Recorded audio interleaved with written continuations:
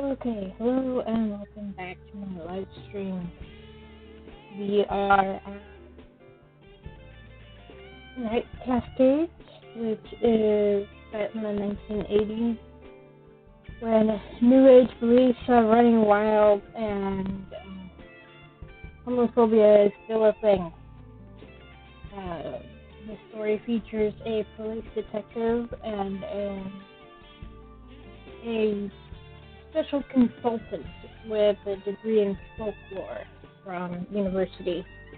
And they happen to be experts, and we just found out last week or the previous day that the police officer, who used to be a bit of a wild child,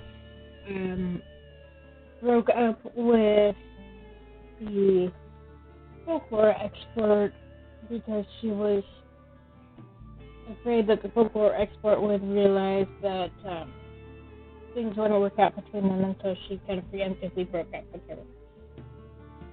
It's dumb, I know, but I could kind of get where she's coming from. But anyway, there's been a series of occult-related fires, which is why the woman with the degree in folklore was hired by the police department to investigate these. And they have managed to connect someone to one of the fires.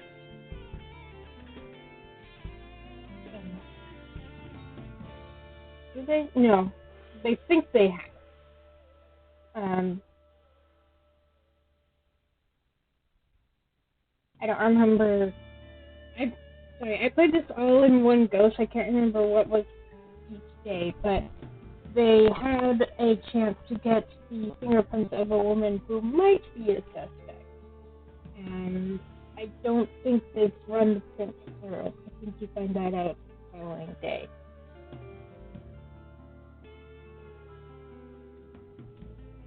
But there were 3 fires so far. One took place before the game started, but they didn't bring in the extra until someone graffitied a store with occult symbols, so they're worried there may be a connection, and no one on the police department has a degree like that, knows this sort of shit, so that's why they brought the folklore expert in. And then there was a fire after the first day. And then there was another fire of the store that was graffiti. So things are escalating. So let's start with day 4.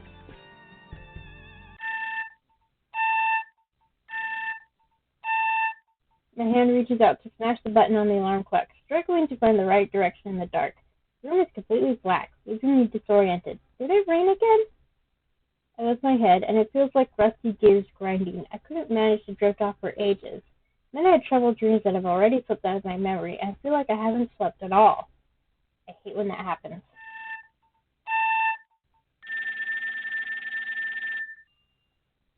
Still making noise, but I turned it off. I've had dreams where the alarm wouldn't stop because I wasn't really awake to hit it. But if I'm alert enough to consider that I'm dreaming, I should be able to force myself to wake up. The grating wrench in my neck, I turn myself to focus on the clock. It's not even 1 a.m.? Shit, that's not my alarm. That's the phone. I'm being called in the middle of the night. There must be an emergency at the station. So move! Adrenaline and training jolt my nerves to life, and I yank the phone handset from its cradle, bringing it to my ear. Morale is here. Hello? Diane? Why is she calling me after midnight? Why is she calling me at all? Should we just take a moment to admire the difference in their nightwear?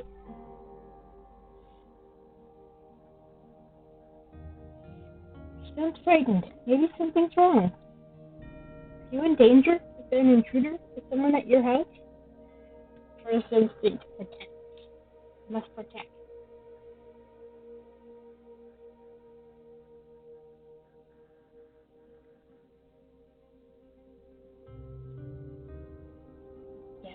vulnerable, and I left her there all alone. How fast can I get there? Traffic lights are all flashing yellow at this time of night, so I won't even need the siren. And no one's watching for speed. No, it's not that. What? What's not what? I just want to hear your voice. I had a nightmare. Aww. That sounds sweet. She had a nightmare, and the first thing she thought that would comfort her was Jackie. Bah. My racing heart slams on the brakes. So, you're okay then? Well, no, not really. I don't need the police. At least I hope I don't. Just one police officer in particular, that's all. What's going on? There's some things I need to confess to you. At 4:30 in the morning? I feel like I'll look at too. Well, we're both awake now. I groan. Diane. Do you remember that amulet from the Lucky Penny? The green and black one that Eduardo was supposed to have shoplifted? Alright, that certainly isn't what I was expecting her to say. Sure, I remember it. It's here, in my house. Someone sent it to you? No, at least I can't think of any way they could have. I found it in my purse when I came home. I think I kind of stole it. You stole it. I don't know what happened. It's like Eduardo said. I remember taking it. I didn't know I had it until I got home. So that gives us an idea of how events possibly played out with Eduardo and oh god, I think that was the name. I remember looking at it when we were investigating the scene, but that's it. I definitely didn't steal it on purpose. Of course she didn't. Diane would never steal. She'd feel guilty taking a pen from a bank. Must have been something subconscious. You were under a lot of stress yesterday. Might have picked it up without thinking about it. They walked through the remains of the Lucky Penny the day before. So it would have been last week's. I wasn't that stressed yesterday. At least not in the morning. I press on, not touching that. But you were distracted. Maybe in the back of your mind, you were thinking about Eduardo's story, so you carried it out by instinct, without noticing.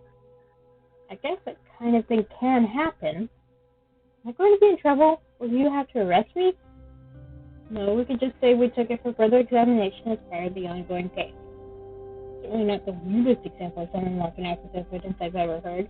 As long as it gets back to its rightful owner eventually, there's no harm done. Whew, it'll be alright. Yeah, sure. Write up a report on how mystical the thing is, I will answer any questions. I hear her make a tiny laugh. My headphone's battery is dying. I need to plug it in. Luckily, I have the cord ready to go already. One sec.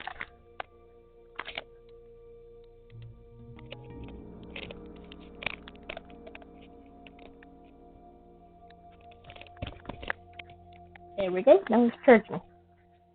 I hear her make a tiny laugh. I'm sure I read that already. It does have a very strange design, but I haven't been able to connect it to any clearly recognized symbolism.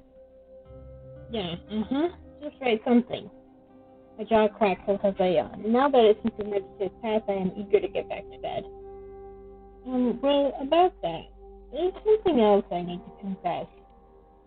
She stole something from my car, too?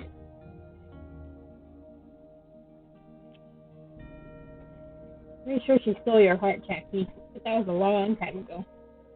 What? No! Well, I couldn't think of anything worth taking. I hope you didn't take the Spears Rose piggy bank. She huffs indignantly, and I can almost see the size of her pout. I'm not a burglar. I'm Rosalind Perry. Rosalind? Rosalind? I try to pronounce it. Okay, now you're making a joke. No, you said you were in some of my books, right? That's what happens. Look to the back. Look at the About the Author page. It says I live here in Tennessee with my Sheltie and Dad and my substitute teacher. That's right, Tennessee. I forgot that they specified which state they're in. I don't have a book next to me in my bedroom, but that sounds about right. Rosalind Perry is a pen name. It makes me sound older and more sophisticated. It keeps me from having problems with parents like Mr. Spears who would think I'm a bad influence. Wow. It's obvious that books are written by real people, but at the same time, it's hard to connect the girl I knew in college to my vision of a widely published author. I never imagined I'd even meet Rosalind Perry. Famous people might as well live on another planet. No one's used them. Yeah, I think it was, I would say the first or third day, because those were the days that we were, from Diane's point of view, she mentioned that she imagined Jackie for one of her heroines. And now to realize that I've always known her. You're a big success. That's really great. I'm proud of you. Aww, first thing she says. I love it. I don't know if I have the right to be, but it's how I feel. I'm glad she's done so well. I should have known she wouldn't give up all her dreams, not even if she had become a housewife. Thanks. I do appreciate it. Just don't think that because I've been published I'm set for life. Writing doesn't pay nearly as much as people think. Yep. I have a couple of stories published, and the books are, I guess, some royalties, but not very much. I've been lucky enough that publishers still want my books, but I can't live on it. Anyway, I don't tell you to impress you or anything. I just thought that if we're being honest with each other, I should tell you the truth. It's not as world-shaking as Jackie's truth, but it's sweet that she thought of that.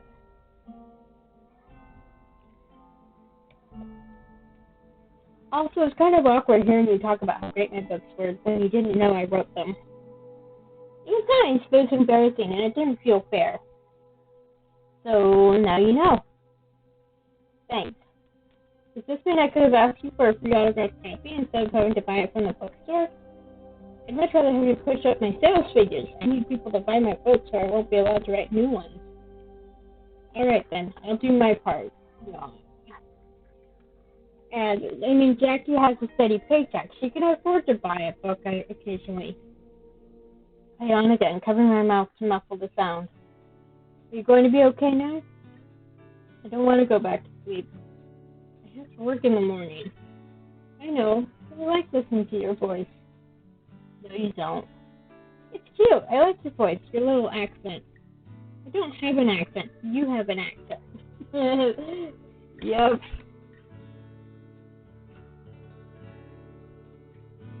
Everyone else has accents. We never have the accent. Dan does tend to have more of a drawl than I do. We both have accents. Yours is cuter. That's sweet. Oh, come on. It's adorable when you grumble. It makes me want to tease you just to hear it. She's teasing me now, isn't she? Certainly nobody in this department thinks my voice is cute. It would be bad for my career. I missed your voice. Remember when we were freshmen and we'd stay up all night sometimes talking to each other on the phone? A little. I'm not sure what to think about her bringing up the past. Does it mean she's not angry? Or is she trying to lead into a serious discussion? I'm not awake enough for that. Diane, I need to... Hey, what are you wearing? Excuse me? Come on, indulge me. Help me relax so I can sleep. It's not going to make me relax. You still sleep in one of those old t-shirts, the kind where you stretch the collar permanently out of shape, worn down the tags into threads of pure white ribbon? Hey, they're comfortable. Yeah, and they also totally show off your legs. You have great legs. I mean, yeah, I'll go with that. That is flirting. She is flirting with me. We are flirting. How did this happen? What about you? Ooh, I can hear her chuckle as she wriggles around. I am wearing a soft pink flannel nightgown with long sleeves and a long skirt and lace around the chest and collar and buttons down the front. Nothing sexy at all. Diane would be sexy in a potato sack. If I was soft fabric over softer skin, warm to my touch. She's not serious. She just wants to have a little fun and go to sleep. You're so old-fashioned. I appreciate the classics. Vintage simplicity. Vintage is for wine. She giggles to start to yawn, a long high-pitched note that curls up to a sleepy squiggle at the end. It's so cute!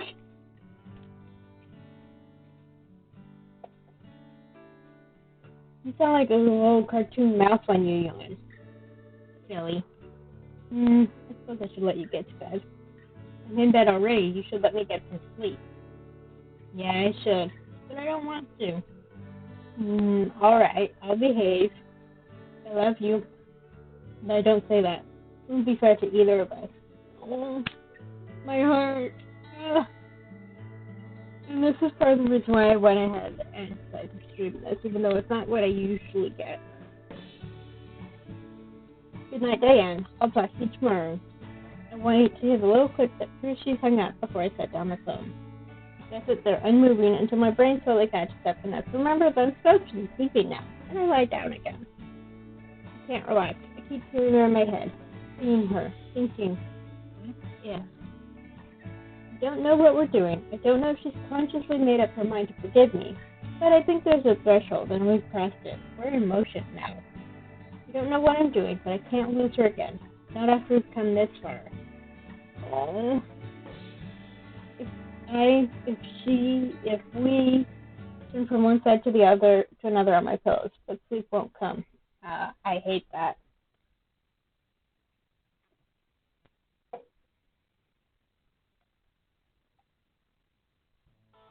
Morning, Morales. Drinking coffee as fast as I can get it down without scalding my throat. I've had rough nights before. If I push forward and don't let my mind stall out, I'll be fine. Morning, Chief. No disasters overnight? Nothing in your line. Actually, I've got good news. Oh? We put a rush on the stuff you brought in last night, and the print team got a match for the buck to the bottle. Congratulations, detectives. We have a suspect. There we go. Yeah. So the book was, they had the print from Tanwin on the book.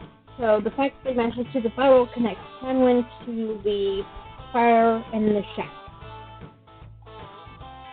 So Tanwin really is part of the Sarson case. I don't know her as anything other than a naughty place. I didn't know Tanwin wasn't her legal name. I didn't know she was a student at Treasure State. We've never talked beyond a little chatting about comics. So disappointing to imagine that she's behind all these crimes. She seemed like a nice girl. I want to know better. Crime isn't limited to shady characters and dark alleys. Like most thefts, it's perpetuated by business owners tipping their employees. Amen.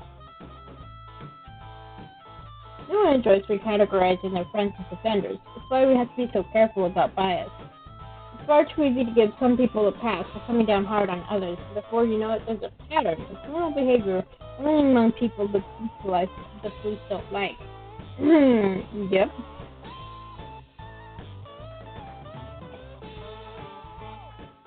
Anyway, we don't have all the facts yet. Getting a warrant drawn up, and we'll send a team to collect her. Since you're more familiar with the details of the case, keep me the interrogation later this morning. If you're lucky enough to get a confession out of her, we could have this assignment wrapped up by the end of the day. Most likely she'll demand a lawyer and we'll get no answers today. Hey, it happens once in a while. I've got faith in CC's good feelings. Even if the suspect won't talk, that won't end the case. We've got enough evidence, circumstantial though it is, to take it to the DA's office. They'll make the decision about whether to pursue this through the court. That's why we have law and order. So I'm ready for a successful conclusion for our guest consultant. My hands still. Spent the last 2 days in Diane's company. I'm not ready for that to be over yet. It's come so far, but nothing's settled. We have momentum, but if we're pulled back into separate lives, we might close to a stop. No, that's the coward's way. That's the answer I trust before, but in the end, I'm doing nothing to stop it. I was wrong.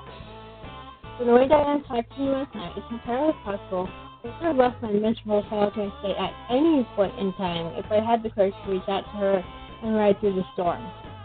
If the department stops throwing us together, I'll just have to ask her out on my own. Good. Excellent choice. Excellent decision. Anyway, it's a good thing if our first case is a big success. That should prove her value as a consultant. It might even lead to a more permanent position, if she wanted one. Hold on. Use that. Okay. How else would I get the next one? Spoke like a true bibliophile.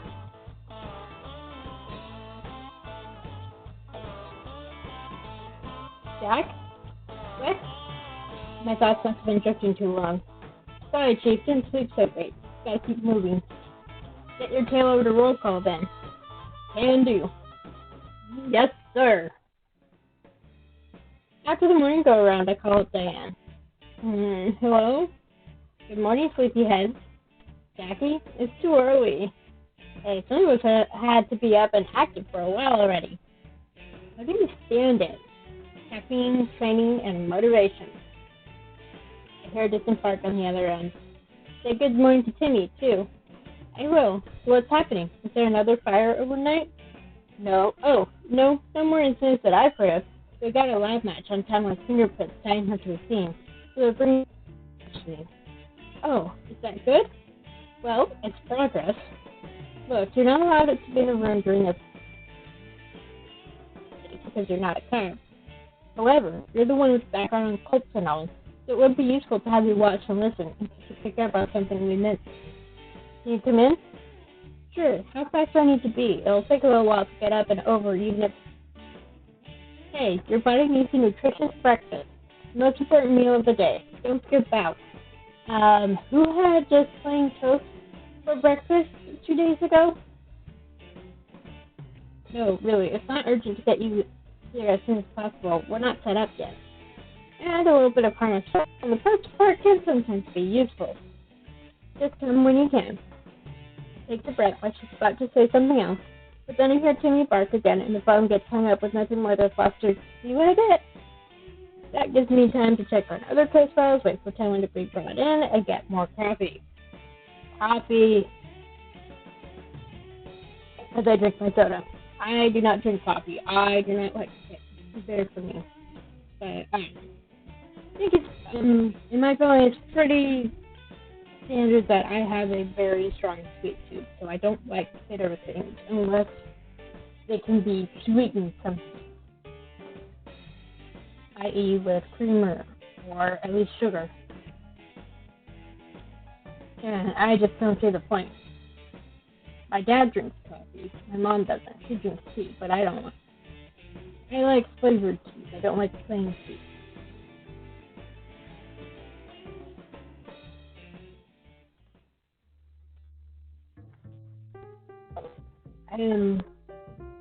This is kind of random, but on the commentary for the Princess Diaries movie, it was Julie Andrews and Anne Hathaway, and they were having tea while they were doing the commentary. And Anne asked Julie about what she should put in tea, and Julie's like, just put in tea what you put in coffee. Okay. By the time I finally go in to confront her, Taiwan has been left to sit and worry for over half an hour.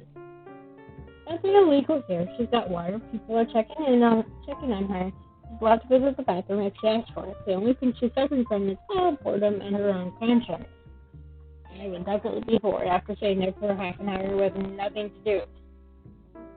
One of the walls of the interrogation room is a one-way mirror. It's arranged so that not only can passengers see what's happening inside, they pretty much have to. Visibility is one of the new features for everyone's protection.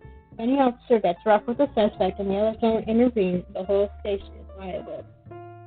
There have been times when a desperate suspect tried to fight their way out, so it really is for everyone's benefit to have all eyes open. Someone looks up as I enter, stripped of her makeup. Her face looks very pale and red. Yeah, she doesn't really look like she's barely out of high school. Jackie, what are you doing here? I'm a cop. Oh, that's just great. Holds her arms and glares at me where I stand, her expression labeling me as a traitor to my kind. So what am I doing here? Why do you think you're here? I don't know. I don't do drugs. I've never stolen anything. What did the officers tell you that you were arrested for? If they didn't state their case, that's a mistake on their part. But I'm betting she knows. She's just trying to deflect. Something stupid about arson, which is not true. Come on, you know what life can be like for girls in fandom. We get blamed for everything, for bad luck. Guys get into fights over us, and it's somehow our fault. Is that what you're saying happened? Guys were fighting over you? No, I'm saying I don't know anything about it. I don't think that's true. She's putting on a show of being sulky for a reason. She's trying to deflect. Can I get her to reveal what she's hiding? And here we go, intuition mode again. I like that it's 2 different modes depending on which character you're playing as.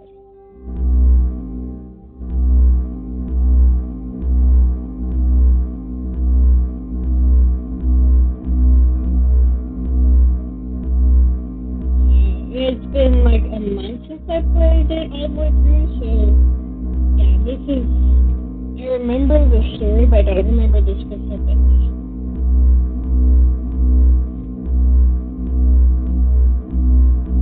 Here we go. I like that it has the rays to help guide you. So why don't you tell me about your plans for the fires? You obviously wanted us to find you. You left such a clear trail. Try for help, maybe? What help? What are you talking about? I mean, a fire in the woods might have been assumed to be an accident, someone burning trash or a careless smoker. But you didn't want that, did you? You wanted to leave your mark. That's why you drew all those witchcraft symbols. Her eyes flickered down, then back at me. I don't know anything about witches. I'm a God-fearing girl. I have Christ in my heart. Just typical for the police to blame anything that goes wrong on women and witches, isn't it? It's Salem all over again. How do your school friends say it? We know who you are, Millie. Millie Costa Refreshment, Tire State, member of the Pagan Club, your coven leader, Moonrise, confirmed that timeline with your witch name. She's not my coven leader. That's not how being pagan works. Leader gazed and let my mouth stretch into a slow smile. Alright, so I'm in the Pagan Club. So what? That's not a crime. We're supposed to have separation of church and state in this country. You can't persecute me just because of my religion. It proves that you're lying, and that you're not very good at it. So if I keep testing... Okay. Yeah, so I'm basically just looking until I get some hints as to where the next one is.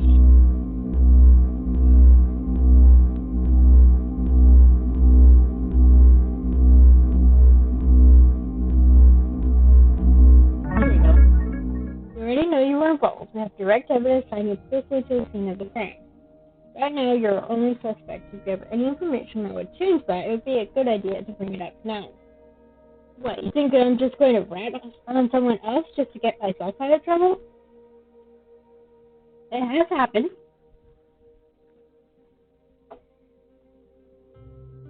I hope you're going to tell me the truth, whatever that truth might be.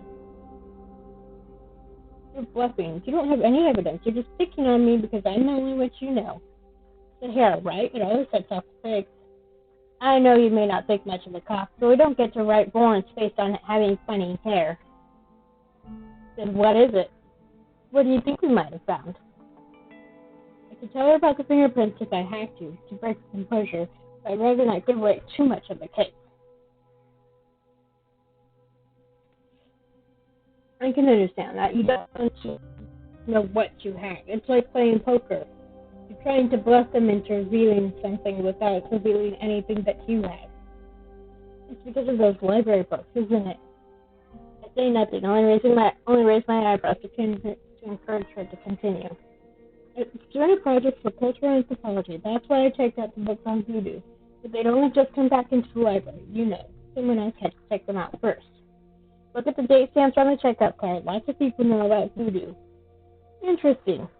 Especially since I never mentioned voodoo. It was on the news.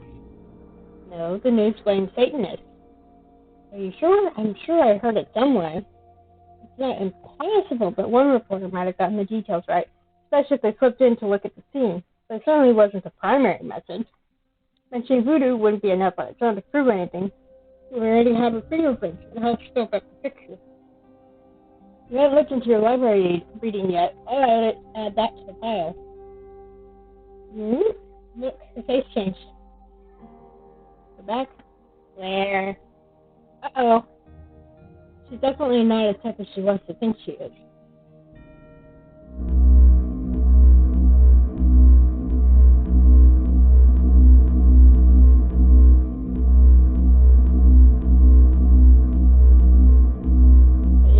Definitely a slip up to reveal that she knew it was voodoo involved. even though the news said Satan. Millie? My name is Tanwin. Tanwin, you're no good at excuses. Why don't you lay with me and make this easier on yourself? You're wasting your time. Even if we did have a campfire in the woods, and I'm not saying I did, but if I did, so what? Why is that worth arresting me? Camping isn't a crime. Practicing voodoo isn't a crime. I am not a criminal. So maybe I set a fire somewhere that I didn't have permission to, but it went out. That's what, a $50 fine? You're completely wasting taxpayer resources. Arson is a crime with many degrees.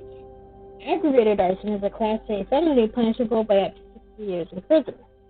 Aggravated? Now, if you cooperate with our investigation, I'm sure we could keep the charges at a lower level. After all, what we want most is to stop this from happening in the future, so everyone stays safe. If you want me to help you, you need to help me. Tell me the truth, Tanwin. Tell me what really happened. Were you acting on your own, or did you have accomplices? No, it was just me. Tell me about it. You won't believe me. Well, we'll see.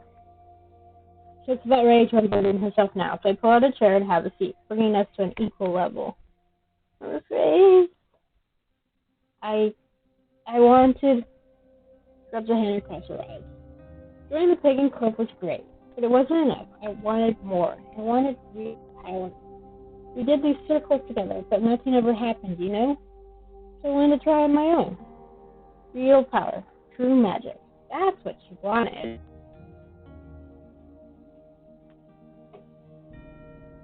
I was summoning. I was trying to invoke the power of a fire elemental. I wanted to gain the power to create fire with my mind. Well, it seems like you didn't need magic to make fire. So how did this work? It didn't. But I knew there couldn't be any ritual that still existed and was known about that would really channel the power, and everyone would be doing it. So I had to create my own. And that's what all your symbols and offerings meant?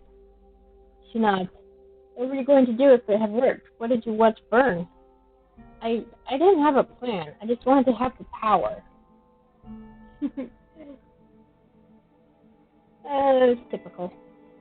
I don't understand exactly what was going to happen, but she's only 18. I was pretty mixed up about the world at that age, too. But she didn't just carry out harmless rituals. She did a lot of damage. What was she thinking? You're not 21 yet. Where'd you get the booze from? Did you steal it? I'm a girl in a university. It is so not hard to find someone who'll buy me a bottle. That's true. I told you I'm not a criminal. I was always careful not to do any harm. I burned down someone's shed. No one was using that place. It was just an abandoned wreck. It was empty, and it was half falling apart anyway. Just like burning an old piece of wood someone threw out. And what about the store? What store? Lucky Penny, the shop you tried to have your boyfriend rob before you vandalized it and set it on fire. You're lucky no one died. Wait. What are you talking about? This is totally bogus. I didn't burn any shops, and I don't have a boyfriend. You've got the wrong person. You admitted you were the one setting fires. Yeah, secret fires, in the woods. She pushes her chair away from the table, standing up. I didn't harm anyone, but it's not the way. Aggravated, she shakes her head and stares him straight in the eye. I want a lawyer. Okay. Interrogation terminated, at least for now. Check in with the chief and Diane on our status. It's a confession of sorts, but only to some of the fires. Looks like she's going to make a fight of the rest. I believe her. What do you mean? She's behind what happened at Lucky Penny. Not either time. There's 3 incidents of apparently attempted shoplifting. Okay, not any of the 3 times then. Look at the evidence we've collected. Cameron and the Lucky Penny don't match. You were making a guess that Cameron might be Eduardo's girlfriend, right? I didn't think that's likely. Boys their age don't usually date college girls. The only reason you found Eddie and Alex is because Cameron told you who they were. The Spruce girls said they barely knew those boys, even though they were good friends with Cameron. The next one's only a possibility, but it should be easy enough to prove one way or the other. The shoplifting might just have been Francis looking quickly at the chief. An unrelated incident. But look at the other 2, the vandalism and the fire. Neither one matches the established patterns of the fires in the woods. All the other fires were in the woods, right? For the modern pagan movement, and they tend to embrace nature. And her sites combine mystical symbols that emphasize the element of fire, the chakra, the Vedic. She was mixing traditions, but you can see they're focused on the same goal, right?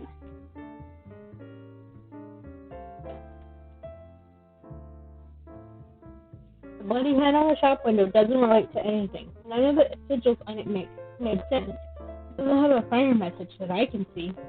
And when the shop itself was burned, we couldn't find any mystical elements there at all. There were mystical signs drawn at the sites, not at the same time. That hand could have been meant as a condemnation, which would be carried out by fire later.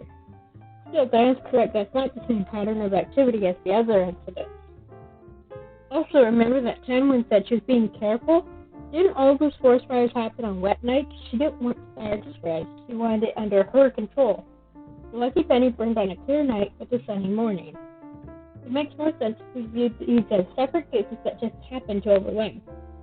Well, you're the expert, ma'am. Diane laughs, her eyes sparkling. We'll proceed on those lines for now. Let's see what we can do with Miss Cascades once council's arranged. In the meantime, keep searching for leads on the store fire. He nods to us and moves on. Okay, there was an episode of Numbers that was similar to this. It was about sniper shootings. And at first they were treating them all as the same case. Once they started looking at them individually, they realized they were different cases. But there were shootings that they couldn't figure out what was going on. But Charlie, the mathematician, the younger brother, he realized he started ranking the different shootings based on that. They realized that there were specific shootings that were more difficult, and those were all perpetrated by the same person. So basically that's what Diane is saying, is that we have two different patterns of behavior, but since there were occult symbols involved in each of these cases, they were treating them as the same case. But now that she's pointed out that difference between the fires out in the woods and the fire at the Lucky Penny, then it's like, oh, well, right. But I can see Diane just having this epiphany while she's watching Jackie talk with Madeline. Because I assume they can hear what they're talking about. I realize this means we're back to square one with the Lucky Penny, and that's a more serious case. Not as bad as you think. To filter out the noise from the other case getting in the way, it should be easier to see the real picture. Also, without the forest fires, isn't the shop problem less dangerous? You were worried about arson escalation, right? If this is just one thing, the public might not be at risk. Unless it's a copycat. The shack fire was all over the news. It could have inspired someone to start their own wave of trouble. The graffiti happened long before the Ready source went in the news, didn't it? And of course, there's no proof that the graffiti and the fire come from the same source either. We could still be looking at multiple cases.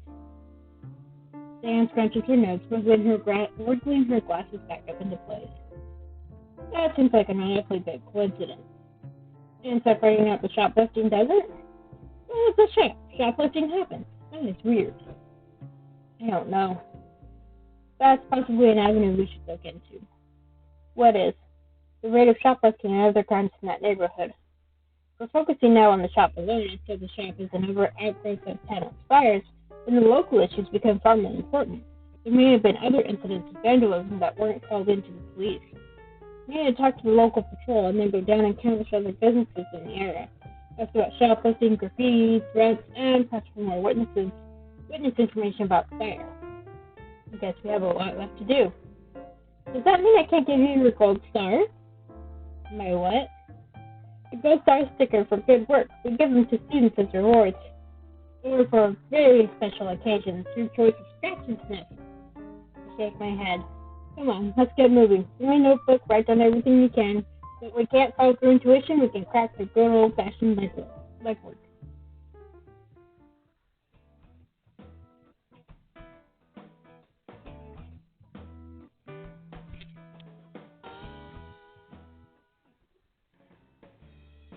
We spend a few largely fruitless hours checking in with other businesses near the Lucky Penny, taking their statements and assuring them that the police are taking their safety and concerns seriously.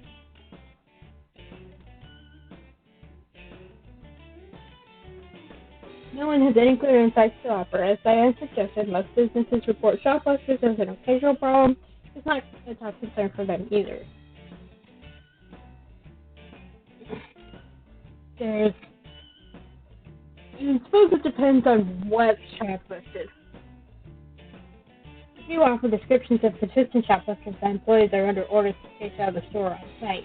They take down the details, but they don't rely on any non-persons of interest for the case. As for mysterious threats around residuals, no one has any suggestions. The only known graffiti in the area is standard spray tagging. Lucky Penny itself, of course, is empty now, full of people and of whatever goods could be safely salvaged. Most of its contents likely ended up in a dumpster. The shell is still taped off to protect the public. So Diane and I have been busy, but don't have much to show for it. Neither of us has said anything about it last night. I'm not afraid to talk about it. I intend to talk about it. There's just no need to interrupt our work to hash everything out right away. We are working together. I'm more comfortable than we have been, now that I'm not racked with guilt every time I look at her, and she's not flinching or apologizing every time she smiles at me. Progress!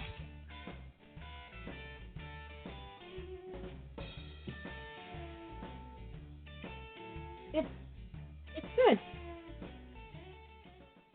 When the time comes for lunch, we decide to have a little picnic in the park instead of getting fast food again.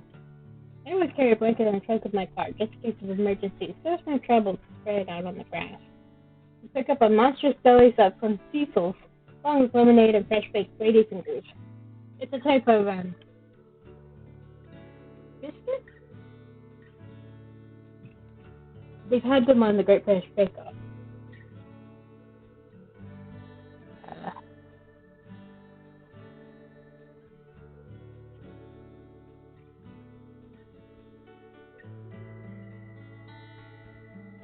Yeah, it's a type of biscuit.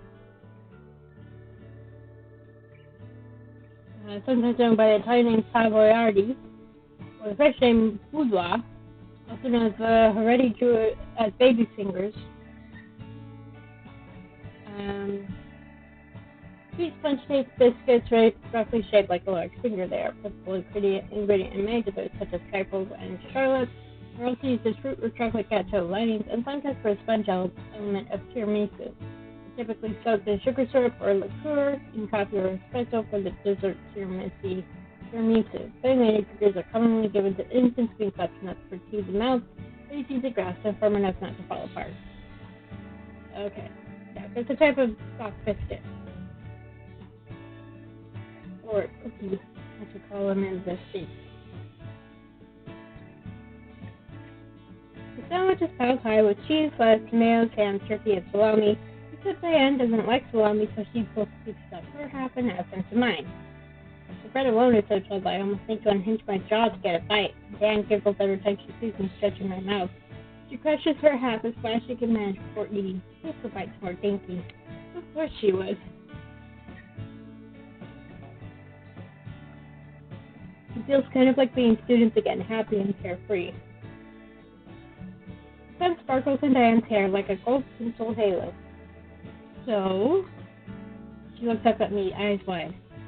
You've got crumbs on your dress. Her shoulders untense.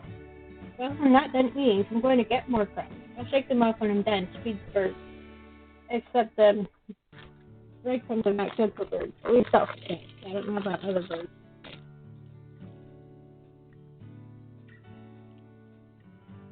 That's not really what you were thinking, was it?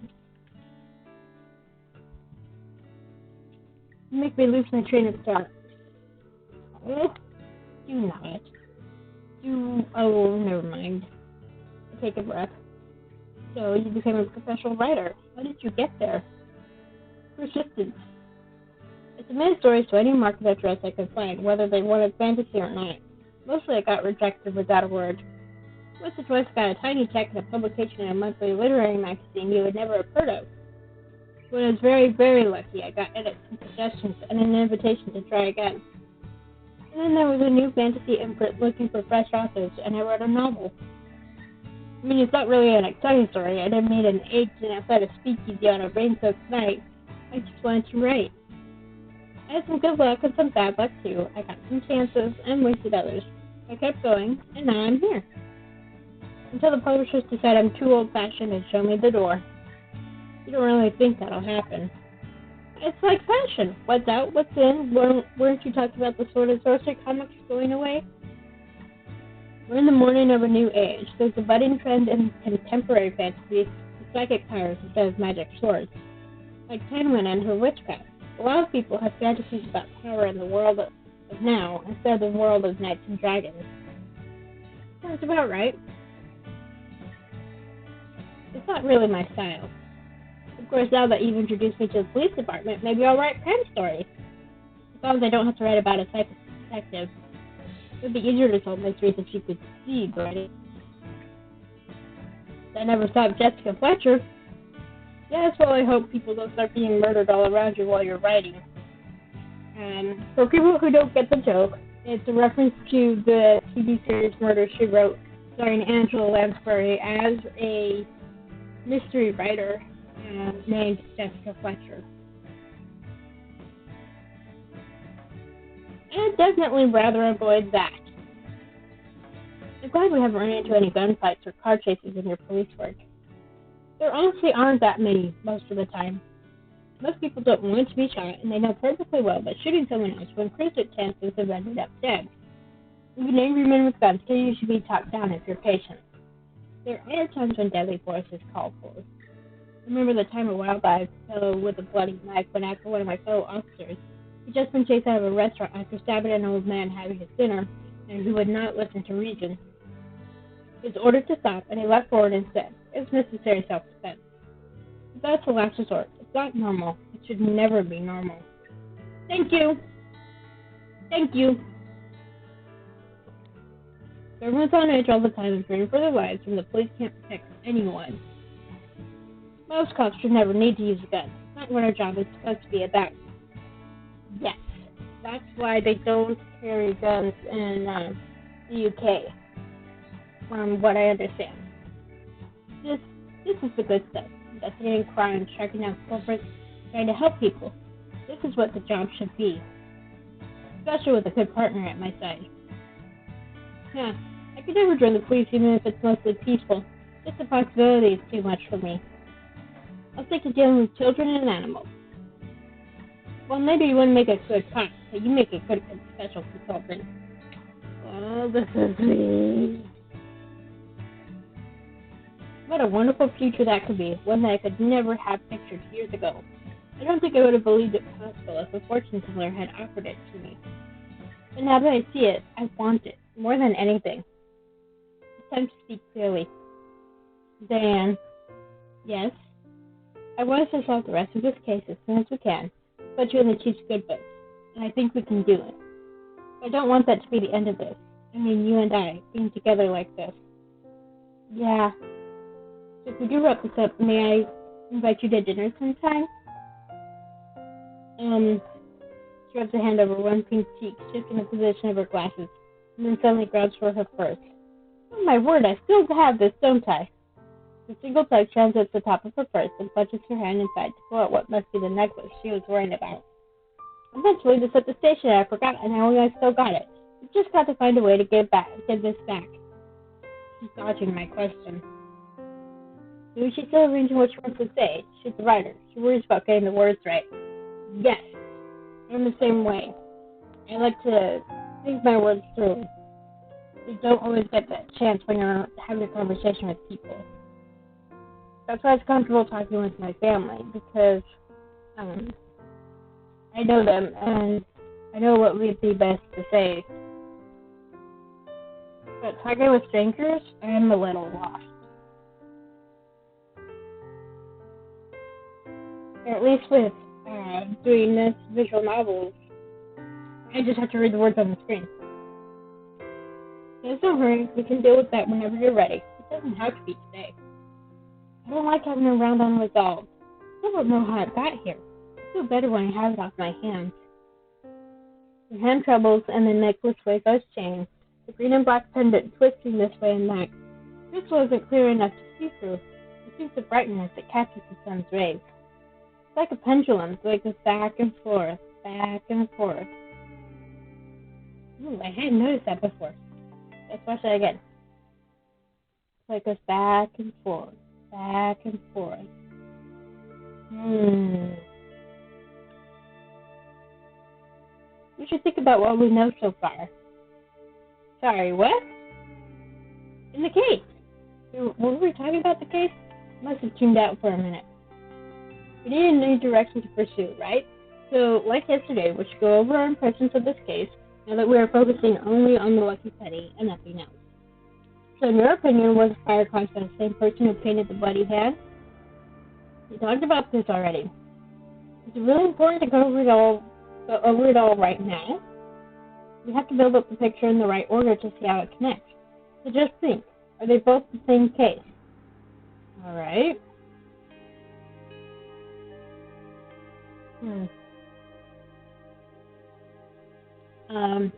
Like the thing with Diane, the day before, I don't think there's really a right answer. I mean, I know what the correct answer is, but at this point, they don't. Pulling out my dice for the record. So, we're going to let the dice pick. 1, 2, 3, 4.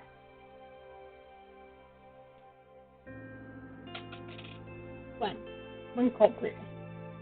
I nod. Most likely that both of these incidents came from the same source. Crime happens, but not that frequently. No one else in the neighborhood has had incidents similar to these. The unusual crimes, both in location, are probably linked. Good. Right. Anyone made her fires? Yes, she believed she was channeling supernatural powers. Was the culprit behind this graffiti a true believer? Did they truly believe they were doing magic? She looks at me like she expects me to know the answer to this one. Must be the teacher in her telling her to spring a pop quiz.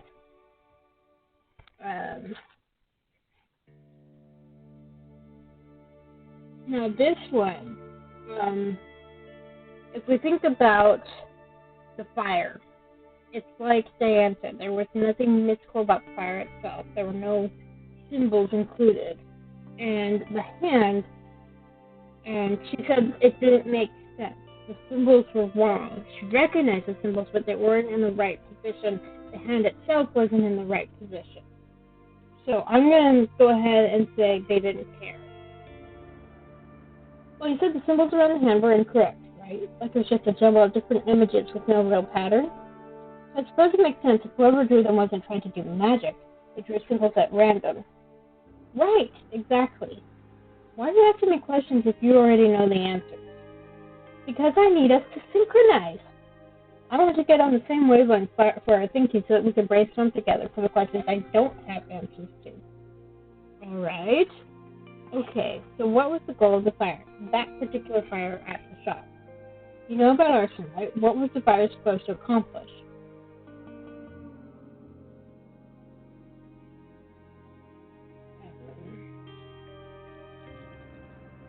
Okay, so we're going to let the dice choose again. 1, 2, 3, 4, 5, 6. I mean, I could just roll a d4, and if I get a 4, I'd roll again. 2. Be an exciting fire. Well, often with arson, the point of the fire is to be a fire. The bigger the better. Some folks just have an appetite for distraction. Heroes, like you said. Pyromaniacs, it's an obsession. They love the burn, and they can't resist the impulse to start a fire, even if they know it's dangerous or wrong. Some even get sexual pleasure from watching the flames. Sexual? How does that work? I don't know. It's just something in the brain. It gets them excited. Do you think that's happening here? My suggestion is that, well, now that we only have one fire to assign to this particular purpose, it doesn't sound so much like a pyromaniac. We're not getting a fire just for the sake of fire. We're getting a fire in a very particular location. So this probably isn't the answer.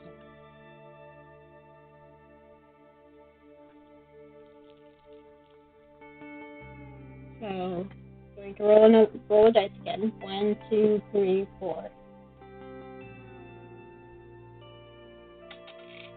2. Destroy the shop. Well, the most straightforward answer is that the fire was intended to destroy the shop. That's what it did, after all. The lucky penny is gone. But why someone would want to destroy it, I don't think we have any evidence for yet. Okay, so let's just put that in our list as it is. One culprit who didn't believe in magic and wanted to destroy the shop. Phrased like that, it does sound more like a profile, even if there's still very little information. So what was the purpose of the graffiti? Probably wasn't just teenage hijinks, because it's nothing like the other graffiti in the area. It has something to do with the fire. It wasn't done at the same time as the fire. So why was it there? Okay, rolling the dice again. 1, 2, 3, 4. 4. Warn the store. Well, it sends a message of some sort, doesn't it? It tells the store we've got your number. It could be a warning or a threat, some kind of intimidation. Do what we want or else. I guess Mrs. Wilcox chose the or else. She didn't seem that frightened when we met her, though. She's a tough bird. However, she wasn't frightened, but she did keep insisting that police should send a guard around her store. Maybe she knew something would happen. But if her livelihood was being held for ransom, why didn't she tell us? If you'd known there was a real threat, you could have done more to protect her. If they were threatening her, they might have warned her that worse would happen if she squealed. Criminal gangs aren't exactly happy when their victims cooperate with the police. But the store burnt. If they were holding her business hostage, it's too late. It's dead now. So maybe now she'd talk? Come to think of it, we haven't managed to reach Mrs. Wilcox since the fire. Do you think something happened to her? I don't know. The department was in touch with her, and Romano said she was on the scene before we came by. It's more likely we've just missed her. I folded the remains of our sandwich packaging. It does seem clear that someone targeted the Lucky Penny deliberately, and they wanted to be sure the owner knew it. Which means she almost certainly has some idea about who's behind this and why. Could be something to do with protection money, or it could be revenge for some slight, which brings Eduardo and Alex back up again. But they're not ruled out by those fingerprints anymore. I admit it seems unlikely that a couple of kids could effectively mount this kind of campaign against Mrs. Wilcox for such a petty reason, but they have to stay on the list of suspects. Think of the teenagers we've spoken to. Another possibility. This could be the work of someone who hates the occult. That shop is full of junk that is borderline mystical, like crystals and evil eye charms. Like you said, fire was used for purification. Someone who hated witches, someone like the father of the Spears girls, might have tried to purge the heretics. It could be. Of course, personal revenge is probably the most common reason for arson. About half the cases boil down to relationships gone wrong. You mean like when girls make a bonfire of their old boyfriend's clothes and pictures? Well, there's that, but some people take it a lot further and want to destroy someone's life, or at least prevent them from enjoying it. That's just a waste of time and energy, in my opinion. Like, I'm not interested in that sort of thing myself. Relationships, I mean. It's fun to play and read stories about other kinds of relationships, but not for myself. As a husband, an ex-husband, an old business partner, that sort of thing, that could be the new suspect. Right. Voice trails off, enthusiasm draining away. I slide my hand over my hair, pushing it back. I never burned your pictures, you know. I still got all kinds of things in a box at home. Oh. Did you? Burn anything of mine? Oh. I won't be mad if you did. You have plenty of reasons to wash your hands of me. Yup. No. I had friends who said I should, but I told them I'd been done. And a very nice young man in my poetry class who wanted to teach a lesson to whoever had broken my heart. But you know, that kind of anger, I didn't want to feel it. I didn't think causing more pain could make anyone feel better. You're a better person than many. She smiles, but the edges of her mouth tremble. Whatever the story is, we need to talk to Mrs. Wilcox again. She has to know more than she's been telling us. She stands and shakes the crumbs off her skirt. You're right. If this is personal, then you won't really need me. I always need you. Words burst out, too true for me to even think before speaking. I hang there in the air between them. I search her face, desperate for a sign. Dan, please talk to me. I don't want to push you. I don't want to turn away. I don't want to get so caught up in being afraid of what you'll think that I can't say what I feel. I don't want you to. I want you to say what you think. Whether you hate me or you never want to see me again or you're willing to give this another try. Even if you don't know, just say something. Do you want me to meet you? I do. Do you want me to leave you alone? I'll try. Her fist clenched. But I won't. What if I told you that this was the end and I never wanted to see you again? Doesn't mean that. She can't mean that. It's a hypothetical question. She could mean it. It's not like I deserve any better. Last night she was tired and scared and needed comfort. I don't have the right to take advantage of that. I'd live with it. That was my life anyway, until this week. Knowing you believed a lie, that was my greatest regret. At least now I know that you knew the truth. Do I? I don't feel like I know anything.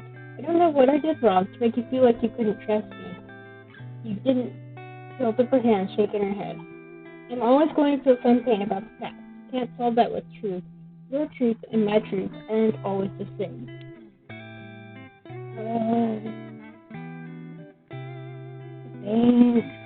It's so true. Everyone's truth is different, and that's the problem. And it doesn't matter. It happened, and it's over. Are we over? Who we were then. We were young, and we didn't know anything. We made mistakes. We're not those people now. I'm not the same shy little mess, and you're not the same heap of trouble. You're a dependable professional, someone who protects people. I'm proud of you. She takes a breath. What happened before is in the past. I need to know what we are now, where we can be to each other. What do you want, Jackie Ann? His middle name. Jackie Ann Morales. Interesting. My face heats up as I try to find my tongue. I want to have a life with you. I want to champion you and defend you from the world. I want to wake up every morning with you and end every night. I want to tell you everything that happens in my life and hear you laugh and give advice. I want to listen to all your stories, all your dreams. I'll build you a house with my hands if you'll let me. Is that all you want? Companionship? Just my mind? What, do you want me to tell you how crazy I am about your body? Yes! She makes a bashful little shrug, her hands clasped together. I need to hear them not too old and ugly for you now. I touch her hand to stop her fingers from twisting. Look at me, Hank. Look at me. You know I don't have your way with words, but you are the most beautiful thing in the world. How could you ever be ugly?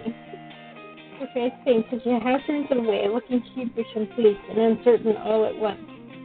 What about when my hair is a mess, my legs aren't shaved, and I've got mud all over my face, and I smell like my dog? That's adorable. It is. I can picture her tumbling through a muddy field with a horde of puppies on her heels, bathed and dirty, and laughing herself sick, and she looks even more lovely than she would in her Sunday best. Because that's truer to who she is than being all dolled up for Sunday. I want all the sides of you. I want the good days and the bad days. I want you cute. I want you naughty. But what about you? What do you want? She looks away, chewing her lip, and my heart aches. And then a smile lights up her face, brighter than the sun. I want to hear you say that you need me more than anything, and that you'll never, ever leave me again. I let out a laugh, relieved. Till death do us part? Not even then. She glares at me, her hands clamping onto my wrist. I want eternity. I blink. Oh, is that all? No? She looks over me and smiles, all cherub again. I also come with a dog. Well, you'll have to introduce us. And then, even the blinking can't hold back my tears. I slam my eyes shut, scrubbing at my cheeks, trying not to sob aloud. Jackie, are you okay? I'm sorry, it's so much. I love you. And I know we should be careful and take it slow, and I shouldn't put you on a pedestal again, and I'll try. I'll try so hard to be good.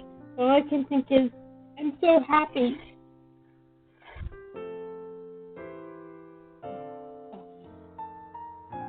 So, I can't remember if I read this somewhere or if I just came up with this, but someone described tears as a release valve for your emotions. So sometimes you feel emotions so much that you have to cry to help you deal with them, whether you're happy or sad or angry or upset. Tears help you process them. You don't know how much I've needed you. How empty my life has been, how much I've carried the weight of this self-inflicted wound. Why hide my tears? She knows. I'm safe. I pull her into my arms and allow myself to cry on her shoulders. I can feel her fingers in my hair, soothing me. It's okay. It's okay. I love you too. Yeah! I always wanted to believe it was a mistake or a nightmare and that someday you'd come back. I thought I was such an idiot for not being able to get over you. She chuckles herself a little then. You could lose your job for this, if anyone figures it out. She's afraid of that, isn't she? She mentioned it earlier. She can't be seen as a pervert in the South without losing her ability to work as a teacher. She needs me to be reassuring, and so I pull myself together. They won't. No one questions roommates. What we do behind closed doors is nobody else's business. And maybe someday we could take a grand romantic vacation far away, where nobody knows it's a complaint. We could drive up to New York and see Niagara Falls. Making plans already? Why not? We've got to do something with eternity, right?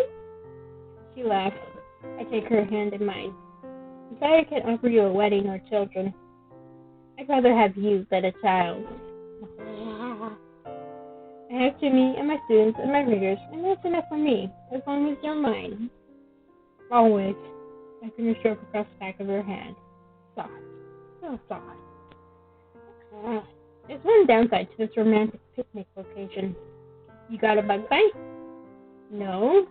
We're in a public park, and I really, really wish I could kiss you right now. I can wait. If waited this long, I respect. Her hand twisted my grip, cramping onto my wrist again. Well, forget that. Excuse me? Whoa! She may be smaller than me, but there's a lot of strength in that frame. Maybe it's just that as a teacher, she used to being obeyed.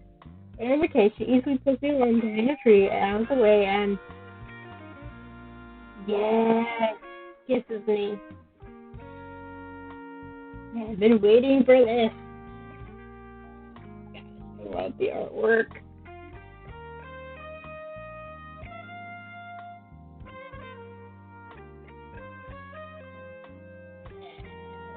Okay. It is not the greatest kiss we've ever shared. It's surprising and a little bit rough as the bodies aren't quite in alignment after years out practice, but it is heart-size. I want to lean her back, go to the tree, and take the time to learn her body all over again, tracing every trail to the treasure of her gasps. But we are still in public, and we are both meant to be adults, not mourning teenagers. There will be a time for this later, in a much more comfortable bed. Right. I step away, measuring the rate of my breathing and slowing it down. Gotta get calm. We still have a job to do. We need to follow up with Mrs. Wilcox, but since the store is closed, she'll likely be at home. I'll call into the station, get her personal address and phone number. Break's over, huh? For now. It's never over. Not with us. And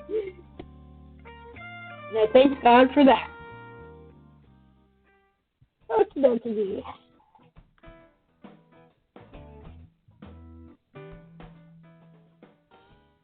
The atmosphere between us is charged with excitement. Diane giggles at unexpected moments, and my face hurts from too much grinning. I crank up the radio and both sing along. Get out of my dreams, get into my car. Soft voice of music, swinging around back and forth like windshield wipers. I think it's one of my parents' favorite radio stations. Well, it used to be, not so much anymore. It's an oldie station. Because it plays music that was popular when they were young. What's funny is they started playing music from around the time I was born. And they're calling it oldies. And my siblings like, no.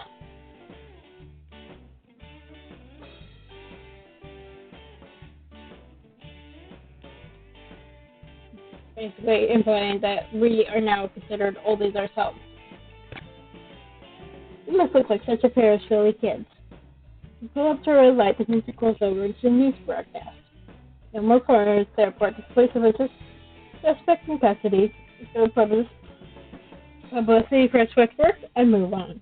It sounds like Spanish overtaking its in the midst of be pushed away by the next exciting scandal. That is, so long as there really aren't any more fires. Right now, we can't be certain of that.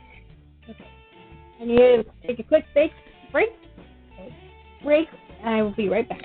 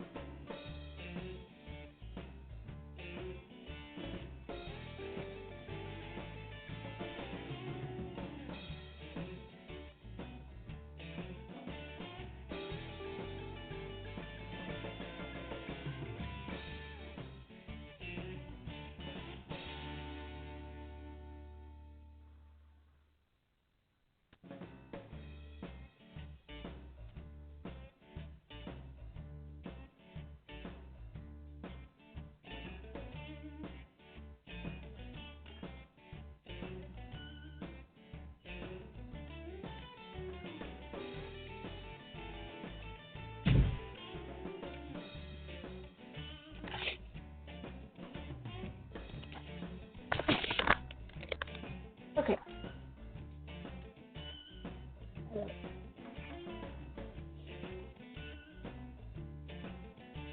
A spokeswoman for Evangelist Tony Robinson has announced that he has now taken up position in his prayer tower, and he will maintain his staff until, what's that?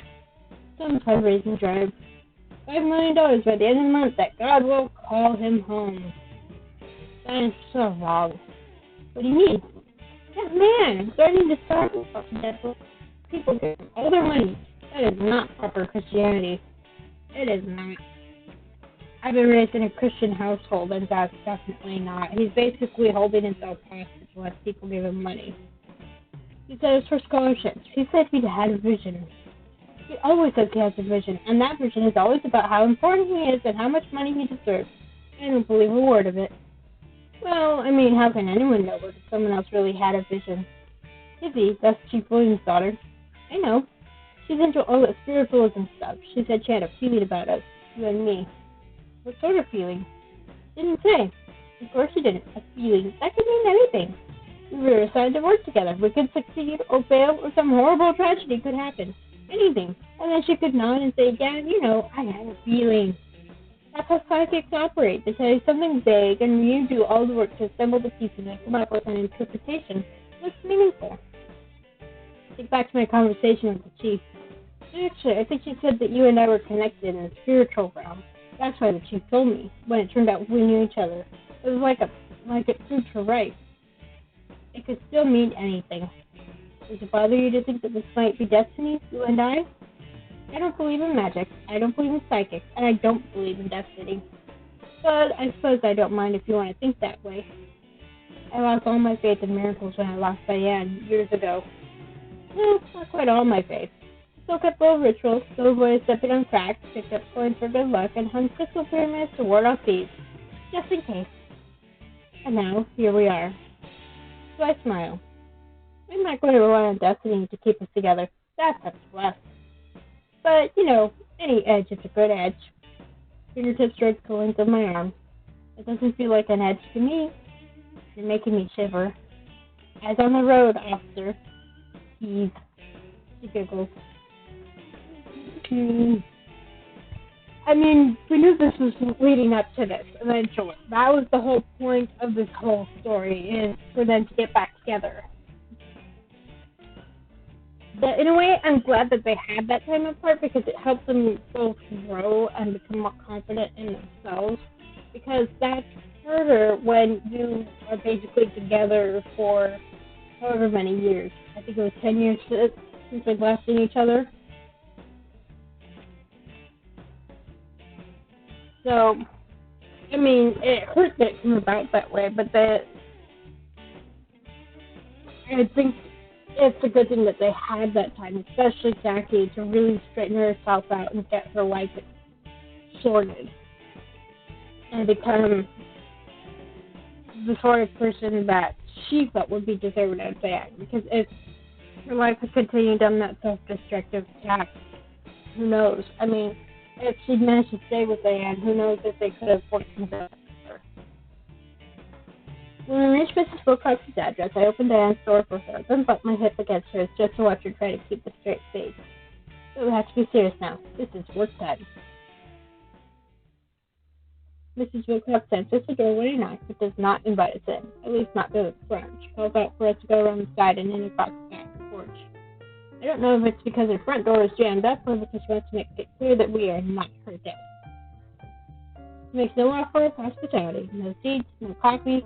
Not that I need any more coffee at this point. No, she's riding high on the whole situation with Diane being resolved.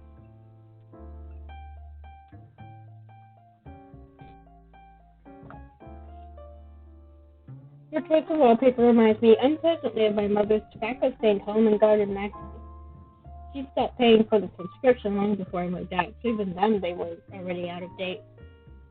My mother was less interested in the garden side. No plants stayed alive under our roof, and even the grass out front struggled to find the energy to survive underfoot. Mrs. Wilcox clearly has more of a green thumb. Good afternoon, Mrs. Wilcox. The pleasantry that is much more in Diane's skill set.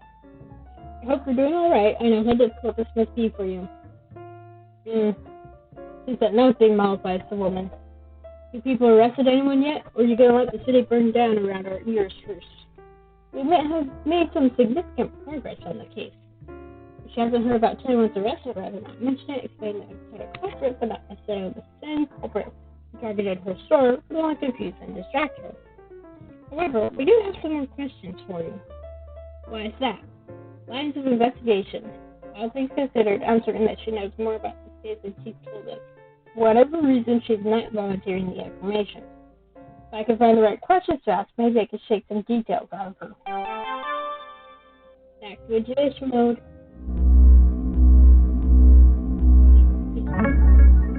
Mrs. Wilcox, has she been receiving any threatening phone calls lately? You mean like those heavy-breathing perverts? What? The ones that call up and won't say who they are, just breathe at you. Yeah. Oh, I get those. Usually children from school. How do you know? I'm sure Diane said she doesn't have caller ID. Their mothers make them apologize. I love it. My mind fills in the image of a small child being dragged along by his arm by an irate housewife and deposited at Diane's feet. But how do the mothers know what their sons have been up to? Never mind, we're getting off the subject. So you've been receiving these pervert calls, man? Nah, I've seen them on TV. Nobody calls me here. What about your store, when you were there? Sure, I got some prank calls from kids. Have you got Prince Albert in a can? That kind of thing. Not often. Is that kind of tuna? No, it's tobacco. This isn't getting us anywhere. I need a different direction. Okay.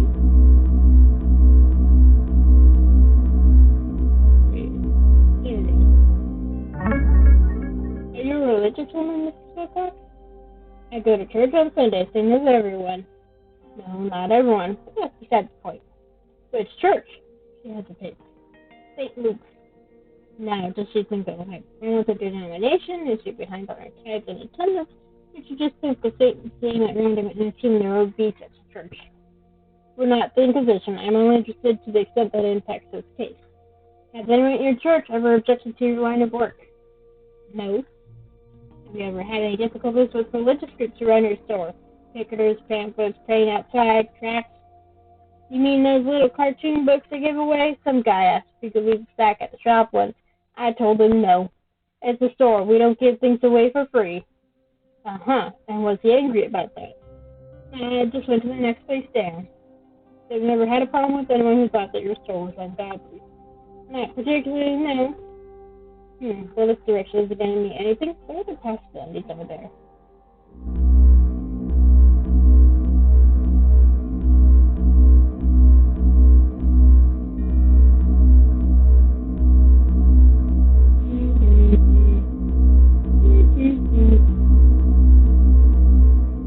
Here we go. Mrs. Wilcox, do you know of anyone with a grievance against you, ex-husband, estranged relative, old business partner, someone who might want to see you fail. Not that are any of your business. Yeah, that's awkward. I'm afraid it is our business, ma'am. Someone targeted to restore in particular. That most likely means they've got a reason. You're the best place to know what that reason is. Someone hates you that much, they're usually not shy about it. I don't make a lot of friends, lady. It ain't my job. Can't imagine why. You want to list of people who don't like me? That's probably everyone, your fine self included. But I'm not feuding with anyone, neither. Told you before, the only grudge I could think of against me in my store was those thieving kids. They didn't do anything. I held up my hand to hush her protest. I don't disagree with her angles here. While it's not impossible that the teenagers were involved, it's not likely. We're here trying to find other suspects, but her emotional appeal won't get anywhere with a temperament extra weaning willpower. Man, we had eyes on those teenagers the night of the fire. Technically it was the afternoon, but close enough. You found them? Yes, ma'am. They do not appear to have been involved. Well, it must have been those crazy Satanists then. I heard about those folks in the news scaring good people out of their homes. Can't sleep safe in our beds. That's what we're worried about, ma'am. You might be in danger. Right now, we don't know whether the threat was targeting your store or targeting you personally. Well, isn't that your job to figure out? Yes, ma'am, but we need your assistance in order to protect you. Please think, have you had any other suspicious contacts? Threats, demands, requests for payment? No, I don't know. The store people come in, I don't take names. Could be anyone. Can't know what makes crazy people crazy. This is frustrating. I'm trying to do everything I can to encourage her to be forthcoming, and she won't give me anything. Is it fear? She's definitely being evasive. Is there some greater threat, something worse than lives in her store, which is blocking her from cooperating with us? If it's something so crucial to her for her to protect, she'll never admit to it directly.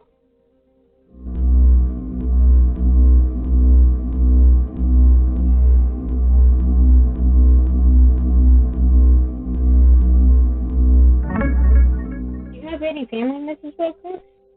Why do you ask? Because that might be something important enough to protect if you refuse to cooperate with the police over it. I can't say that. You might need a source of support. Your livelihood's pretty much wiped out. How will you get by with no income? I'm not stupid. I have insurance. How much will that cover? I've got liability for idiot customers, business interruption, fire, flood, contents, forced entry, pretty much everything except the glass out front. But I had to fight with the property owner about that one. Oh, you don't own the building? No, I rent the space. So will you rebuild and reopen the shop? If she's under some ongoing threats, she can't fight, and she knows it, and she didn't want to put herself back in the crosshairs. But if that store is her sole source of income, and she's on a lease, she needs to get back up and running. Where do you think I'm going to get another 20 years of collections and trade-ins to sell? Doesn't sound quite as simple as buying new stock for a regular store. What will you do? Sell something different? Don't know. Depends how long it takes to sell the case. The insurance claim. Right. Might move somewhere else, get a fresh start. I'm sick of this place anyway. She's eager to leave. Does that prove she knows she's in danger? If she stays, why won't she tell us anything? Why leave? You were your own bison master. Lots of people might envy that. Though I don't think envy would be enough reason for someone to burn the place down. Yeah, a possible old chunk. Diane, who's been quietly looking around the room for a while, suddenly speaks up. You like plants, don't you?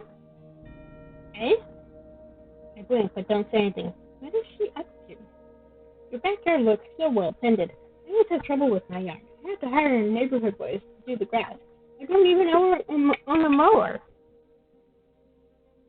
Okay, Diane, what are you getting at here? I'm never going to win the Lawn of the Month award. But you obviously put a lot of love into your home. You what's your lawn? A good while. That's such a lovely houseplant. Some pots you haven't filled yet, too. You used to sell pots like that to Lucky Penny, didn't you? Yeah, I get them in baskets so I didn't keep them all on the shelves. Could always bring more in to pad out room when stock was low. What about the painted ones? Did you make those yourself?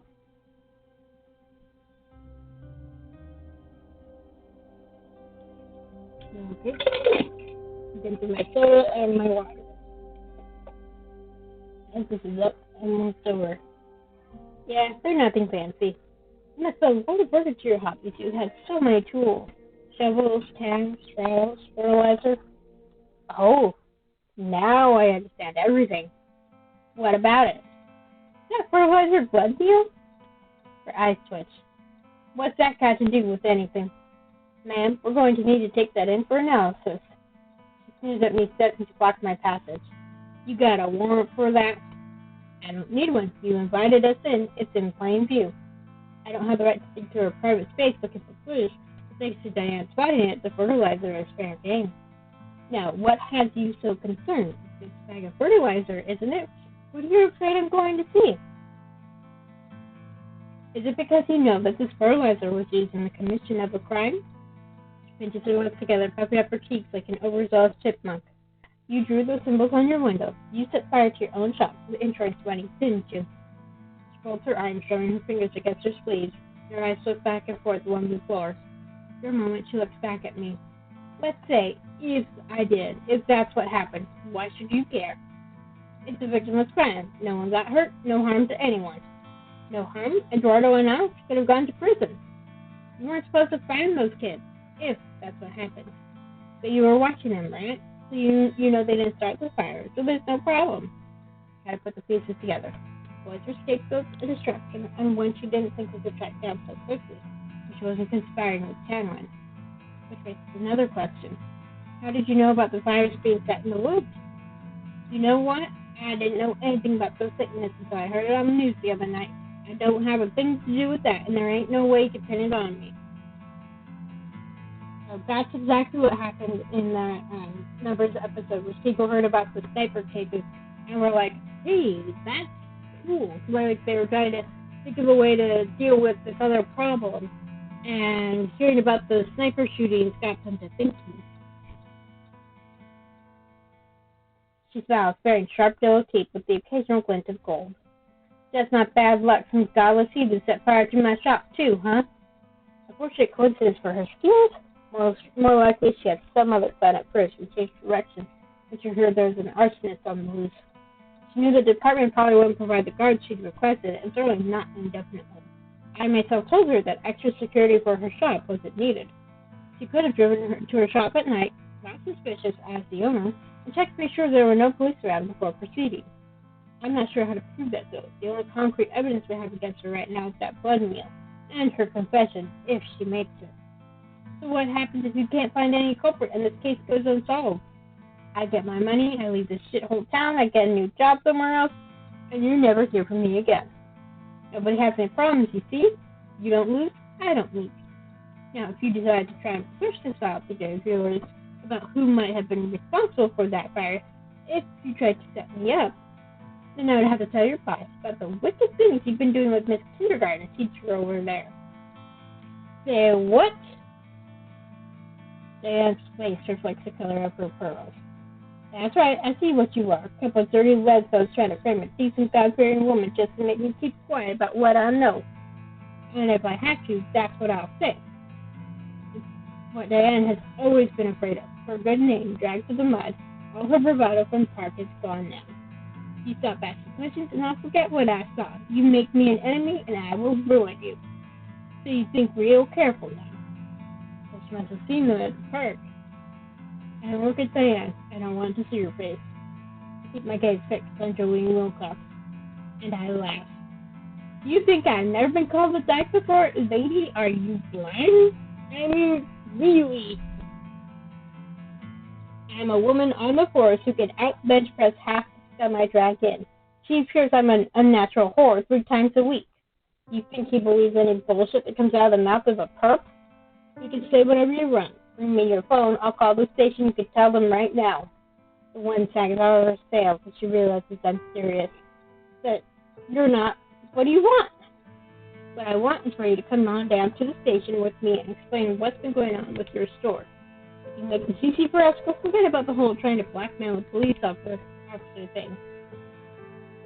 I want a lawyer. Make sure on my belt for a pair of handcuffs. You have the right to an attorney. If you cannot afford an attorney, one will be appointed for you. Well, that was close. But there's a reason that Jackie is the police officer and not Diane. Between bringing in their suspect, explaining the situation to the chief, and enduring his congratulations, it's not until much later that I get a chance to speak with Diane privately. Her assignment is more or less concluded now, though she'll need to return on another day to fill out some payment-related paperwork and a handful of surveys documenting her experience with community-centered law enforcement. But for the most part, she's dismissed. Diane drove herself to the station this morning, so I can't even take her home. I don't intend for this to be the end to our day. The only chance I have to speak to her alone is in the parking lot while she's getting into her car. So that's where I go, and from there we agree to meet for dinner at her place in a couple of hours. Dad opens the door at my knock. Come in! Welcome to my home! He closes the door before stretching up to give me a quick kiss. Oh, hello there! This must be the baby of the family. Squat down in front of the dog and wait to let him approach me if he wants. He bounces up and down, but looks up at his owner for reassurance. Geez, I don't exactly get a lot of visitors. But you're a precious baby, aren't you? So, Jackie, what a good boy you are. Shake hands. He kneels beside the dog, fusses over him a bit, and feeds him a treat. He is pretty cute. Almost as cute as you are. Silly. We look at each other, both crouched on the floor like children, and laugh. Stand up and brush off my knees, then offer Diane a hand up. Doesn't need it, of course. This is her home. She does her own feet all the time. But it's an instinct. The house itself isn't large, but it's better decorated than mine. It feels cozy. At the moment, there's a wonderfully wholesome scent drifting out from the kitchen. I don't see any food on display. I hope I didn't make you do a lot of cooking. No, I swung by the grocery store, got a nice big chicken pot pie to throw in the oven.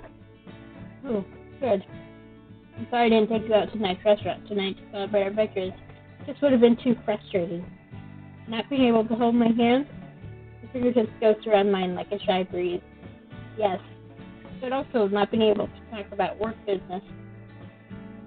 Work? I thought that was done.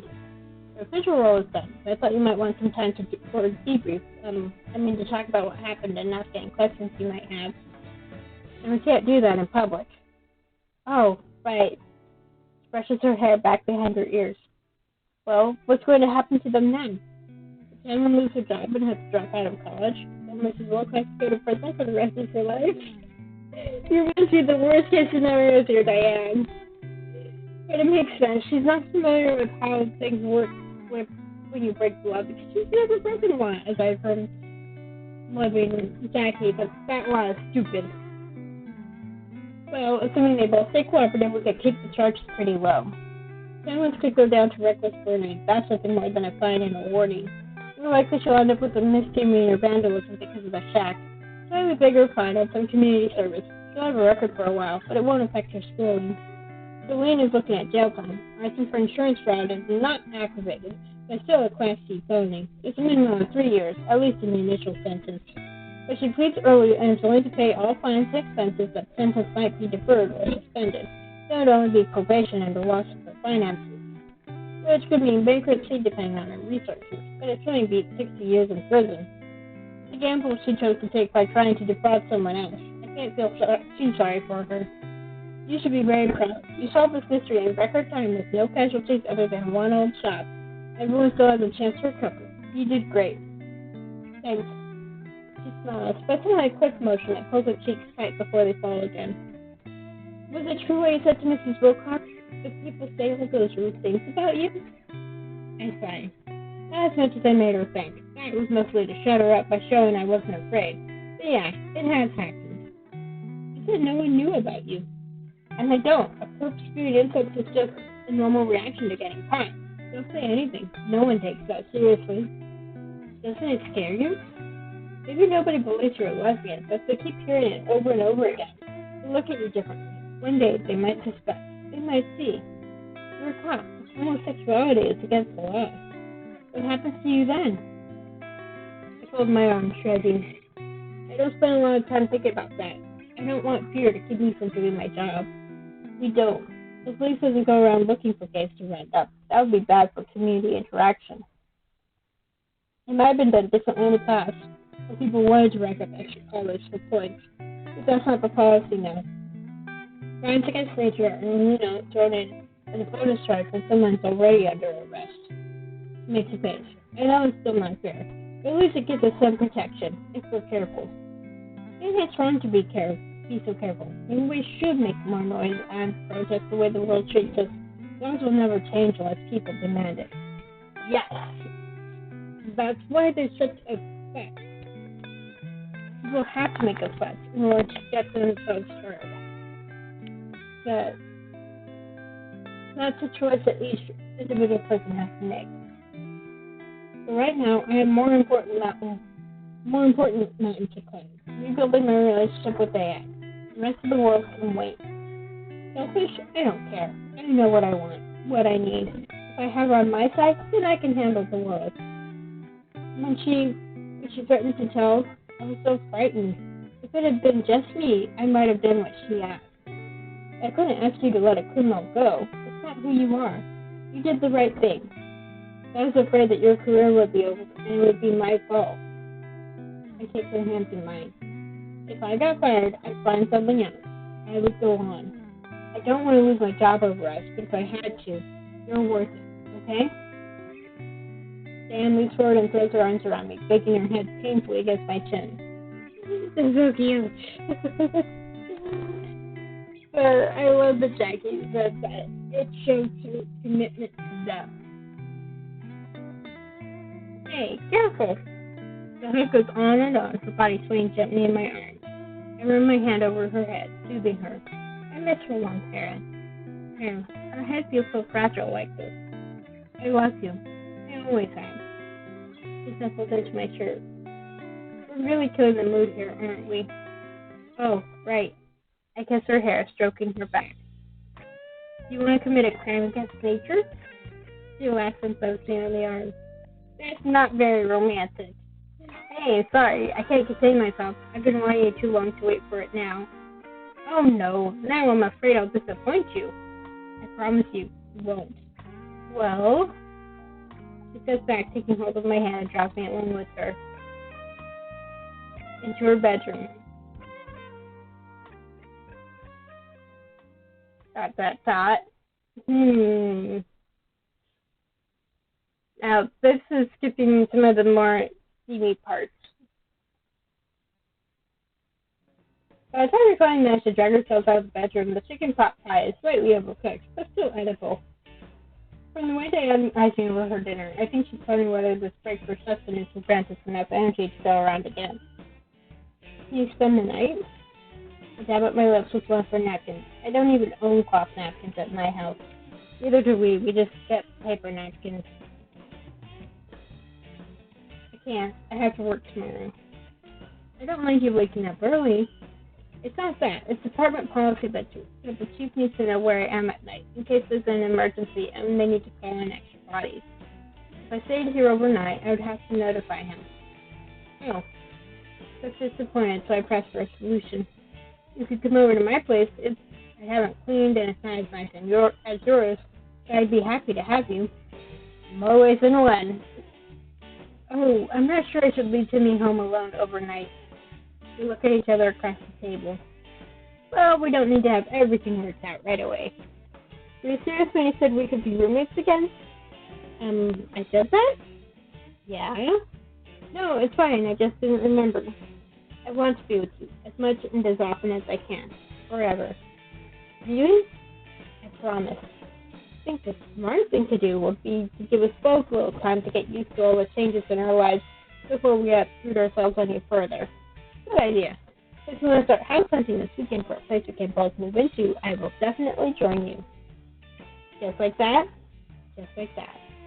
I don't ever want to lose you again. Oh, Jackie, I love you.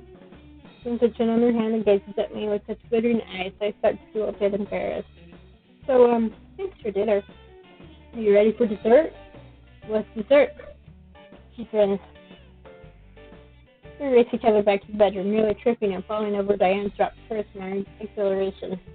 Doesn't matter. Little mistakes aren't important. We can always fix them. All we have to do is be willing to try. The future looks beautiful. Dun, dun, dun.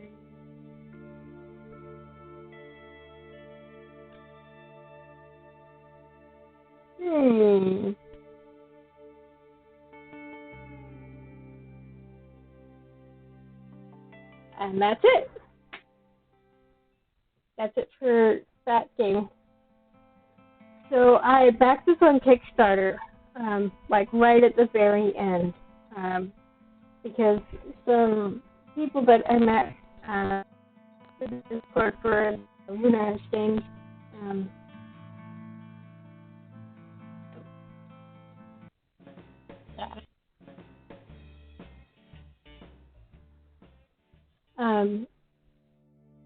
people in the Lunar Exchange Discord recommended it.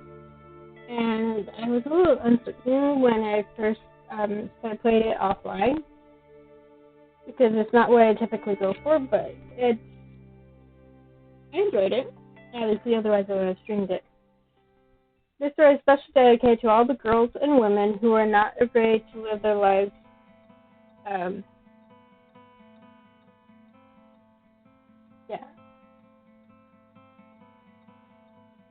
who are not afraid to be independent leaders of their own lives. So basically for the girls and women who are not afraid to not get married. So these are all the people who backed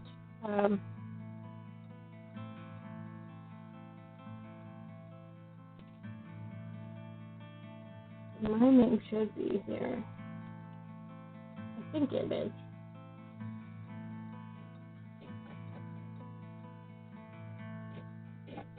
Get in there. Oh, God. Hey, I know her.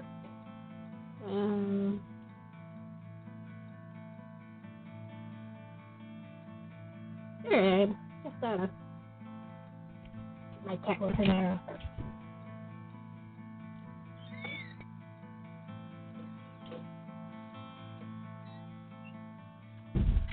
Diane? I hope not. I'm really interested to see what's going to happen.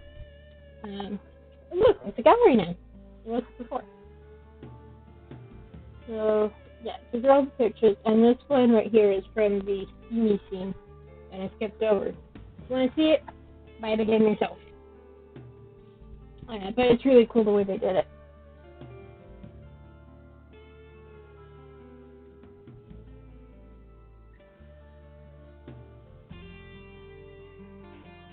So, yeah, definitely a bit of a shift from before. Hanako Games has their own website.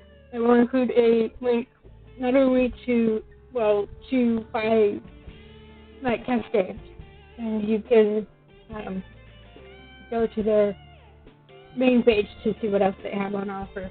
One of their games is based on the book A Little Princess by Frances Hodgson Burnett, which is one of my favorite books. And I've watched people doing a Let's Play of it, and I'm still not sure if I want to try playing it myself. I'll have to think about it. Next week, I'm gonna, if it's like other the recent weeks where I've had long weeks, I probably won't be able to stream until Friday anyway. And then I normally stream on Wednesdays. If that's the case, then I'll be starting stream Arcade Spirits to New Challengers, because that is coming out next Friday, the 27th. I encourage people to either, I don't think you can pre-order it unless you get a physical copy. I encourage people to buy it as soon as they can, because the demo is really good, and the original game, Arcade Spirits, was really good. I have done playthroughs of both, and they are available on my YouTube channel.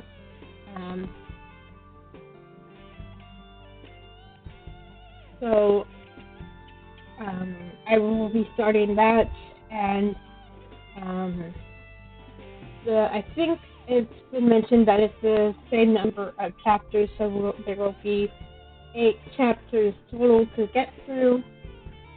I probably won't be doing a special speed run through one of the relationships, because this will be one of the first playthroughs of the game that will be available on YouTube. So I will just, my plan for that, and with the original Night Cascades, when I did the live stream, I had played it several times through. I had completed it, gotten all the achievements for it already. So I just decided to do a specific from that was just the choices I made, because there are personality choices, were based on who I am as a person.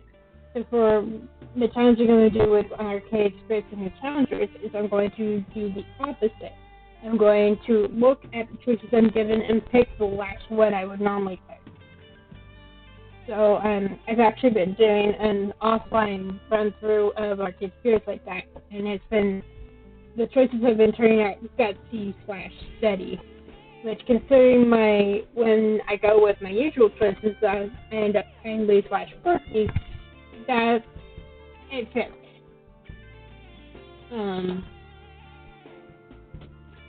But anyway, so Night Cascades, really good game. I really enjoyed the mystery. I don't know if I'm going to buy any more Hanako games, but if I do, I will do live streams of those. After I finish the new challengers, if none of the other games I'm waiting on are available, then I will play probably some demos, or there are some other games that I have that I've yet to play because I want to do them fresh for the live stream, and I will play those. So, yeah, next big game will be Arcade Spirits and New Challenges, because that is coming out next week. If I do manage to stream on Wednesday, then I will probably play a demo. If I don't, then it will probably be Friday, and I will play Arcade Spirits. So, that being said, if you enjoyed this game, please like, subscribe, follow my channel, all that fun stuff. I will include links in the description and on YouTube, so you can buy this either on Steam or itch. Please be aware that Steam takes a bigger chunk of the price than itch, so bear that in mind. But for now, we are done. And I hope you all have a good week and take care. And